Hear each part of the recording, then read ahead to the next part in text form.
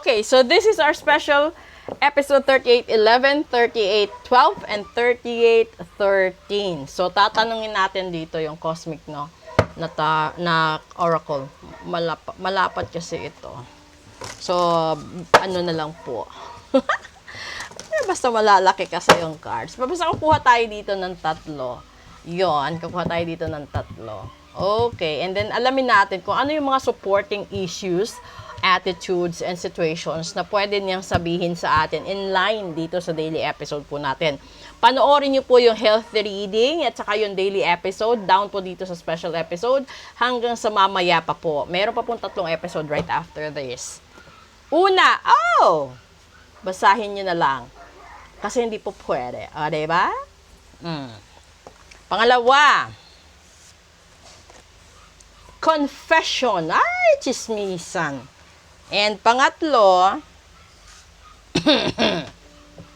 challenges. O, diba? Okay. Kasi yung una ditong sistema, diba? Nabanggit kanina, yung gagawin ho kasi is patungkol po yan dito sa kasarian ng tao, no? So ibig sabihin, may mga taong gulong-gulo pa sa kasarian niya. Kasi may mga tao na hindi nila kayang ilabas yung totoong sila. Dahil yung iba kasi nandun pa sa stage ng conservative na side ng family. Yung iba naman takot na mapahiya sa society dahil siguro sa estado ng trabaho, negosyo. Kasi may mga ganito na hindi nila pwedeng sabihin na bi sila or gay sila dahil sa taas ng katungkulan na hinahawakan nila or posible na sa dami ng taong rumirespeto. No, ganun din po doon sa mga LGBT community. Ito po 'yon. And then kasi issue din po kasi 'yan na merong straight nagmahal sa ganyan, 'di ba? Meron namang na fall, no? Ang dami kasing sistema. Hindi ko lang kasi diretso masabi dito kasi alam niyo naman, no? Ito yung this is kasi yung second card is confession. Ito yung nagbubulungan yung mga tao. Alam niyo 'di ba kasi sa babae, ito yung mga challenges, do. Nagsabay talaga sila. So ibig sabihin, posibleng mangyari ito sa pamilya, sa trabaho, sa school, sa circle of friends or sa kung saan man na hirap kang ilabas yung totoong ikaw. Dahil baka masira ka, pagtsismisan ka, no? At hindi mo alam yung mga challenges na mangyayari. Kasi kung ito yung bread and butter mo na trabaho, na company, no? And then na-discover nila na ganyan ka. And then if you confess na ganyan ka, there might be a challenge sa sarili mo. Nakikita niyo naman siguro yan sa mga artista, 'di ba? Na once they confess na nasa LGBT community sila, biglang mag-fluctuate ang lahat ng blessings. Though na makabalik agad naman sila, pero ando doon na yung marka. May mga tao pa kasi sa atin sa mundong ibabaw na takot talagang mawalan ng control sa buhay, takot mawalan ng posisyon sa sistema ng buhay. Ito yung mga tao na pilit silang nagbibingi-bingihan, no? Kasi kung ibabase ko ito sa mga clients ko, may mga clients akong umiiyak dahil dito sa ganitong sistema. Dahil unahin natin doon sa mga lalaki, no? Lalaki naman talaga sila. Pero at a certain point kasi, at a certain age, meron silang pag-aalinlangan. Kasi magtataka din sila bakit hindi nagiging successful yung relationship nila sa babae, no? And then it turns out na bibigyan siya ng trials ng Panginoon, bibigyan siya ng mga matitinding challenges na pagkakataon for that person to realize na hindi siya magugustuhan ng isang babae dahil sa future is hindi siya talaga straight na lalaki. Ganon din po yun sa mga kababaihan. They tried their best to fall in love with a certain guy. Yung iba nga nagpapakasal pa. But it turns out na naghihiwalay din sila kasi yung mahal nila is kapwa babae nila.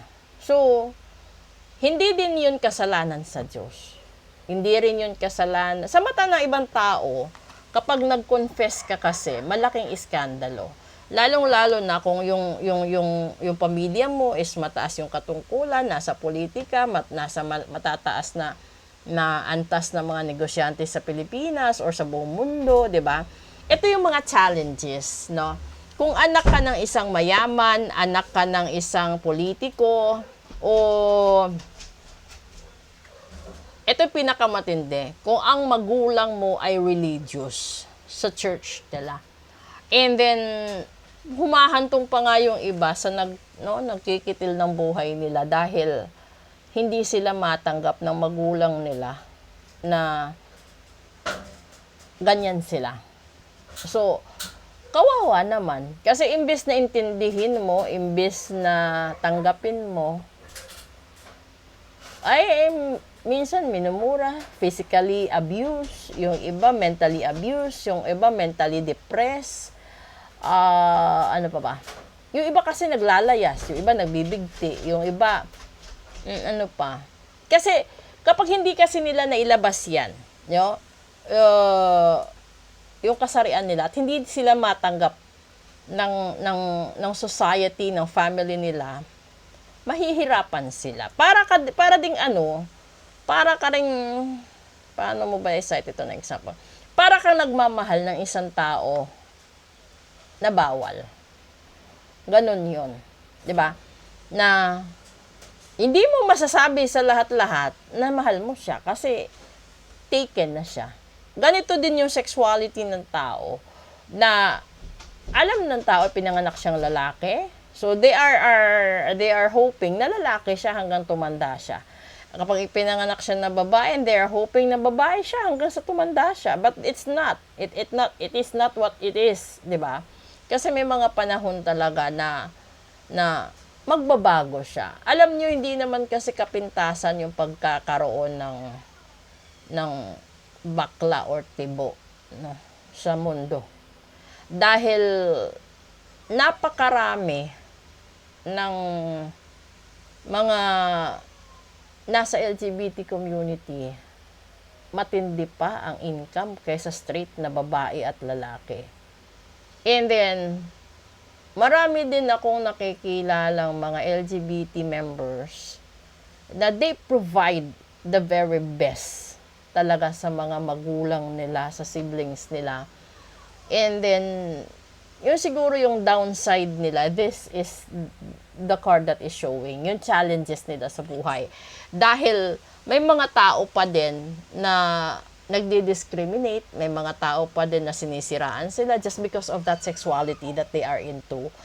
Pero hindi kasi tinitignan eh. Dapat kasi kung meron kang nakakasalamuhan tao, wag mong i-judge yung kalabasan niya.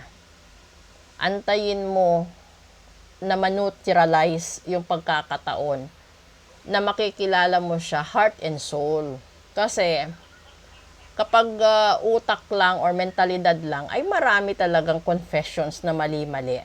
But if you are able to sense the vibration by heart and soul, dun mo makikilala ang isang tao, hindi basihan sa sexualidad niya, kundi basihan sa laman ng puso at isipan niya at yung kaluluwa at hangarin niya sa parehos na tao. Kasi lahat naman tao, lahat gawa ng Diyos. Wala namang ginawa ang demonyo.